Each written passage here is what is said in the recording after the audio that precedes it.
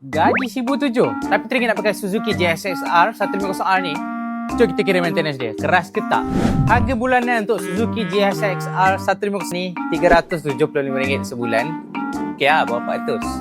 Untuk kos servis minyak hitam ni kan, dia pakai 1.3 liter dalam 1 botol setengah ha. So sekali dengan filter anggaran kita letak dalam RM100 lah. Tu untuk 2 bulan sekali. Untuk full tank dia 11 liter, anggaran full tank ni boleh pergi dalam 300.5 km and anggaran kita letak RM100 lah sebulan. Kalau untuk road tax pula kan, motor ni CC 150, road tax RM2 je. And dia punya insurans kita letak dalam RM400. So kita bagi dalam setahun kan, anggaran dalam RM33.50. So overall, korang kena prepare dalam RM500 lah untuk sebulan untuk motor ni. Kalau untuk cost warranty dia pula kan, cost service lain, tu korang kena prepare duit lain lah.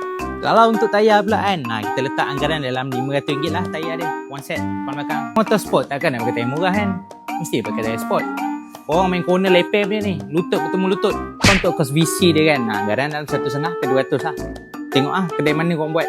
Ada murah, ada mahal.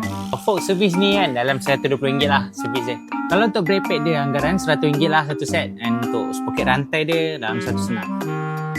So anggaran untuk cost warranty and service dia kan, korang kena prepare dalam RM85 sebulan. So macam biasa, kalau korang berminat dengan Suzuki GSX-R 150 ni, korang boleh WhatsApp order sekarang. Tekan planner kat beg biru bawah tu, isi nama dengan detail. Nak tahu harga pun tekan je beg tu. Nanti saya pesen, kita orang akan check korang lah.